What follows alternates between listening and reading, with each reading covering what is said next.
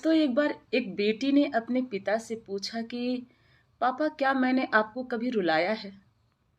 तो पिता जो था वो सोच में पड़ गया और उसने कहा कि हाँ, एक बार तुमने मुझे रुलाया था और बहुत रुलाया था। तो बेटी ने कहा कि मुझे तो नहीं लगता है कि मैंने कभी आपको रुलाया है, लेकिन अगर मैंने आपको कभी रुलाया है तो कब रुलाया है, ये तो बताइए।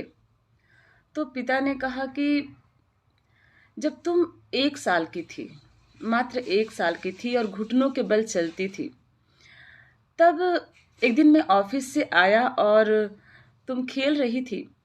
मैंने तुम्हारे सामने अपनी जेब से निकालकर अपनी कलम रख दी और एक 10 का नोट रख दिया, और अपने साथ जो खिलौना लाया था मैंने वो खिलौना भी रख दिया था। देखना चाहता था कि तुम इन तीनों चीजों में से किसका चुनाव करती हो। अगर तुम कलम का चुनाव करती तो मुझे समझ में आ जाता कि तुम अपने जीवन में शिक्षा के क्षेत्र में आगे बढ़ोगी।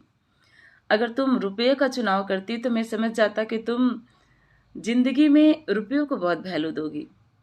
और अगर तुम खिलौने को चूज करती, अगर खिलौने को उठा लेती, तो मैं समझता कि तुम अपनी जिंदगी में आनंद को ज्यादा स्थान दोगी। लेकिन तुमने क्या किया पता है? तो उस लड़की ने कहा कि मुझे तो याद नहीं, क्योंकि मैं 1 साल की थी। आप ही बता दीजिए कि मैंने उन तीनों चीजों में से किसी चुना था। जरूर मैंने खिलौने को चुना होगा। तो पिता ने कहा कि नहीं, तुमने ना तो खिलौने को चुना, ना ही उस कलम को, और ना ही रुपए को। मैं तुम्हारे सामने बैठकर इंतजार कर रहा था, लेकिन तुमने उन तीनों चीजों को दरकिनार कर दिया और आकर तुम मेरी गोद में बैठ गई। मैं ये भूल गया था कि उन तीन चीजों के साथ मैं भी तो तुम्हारे सामने था। तुम्हारा एक चुनाव मैं भी हो सकता था। इस बात को मैं भूल गया था।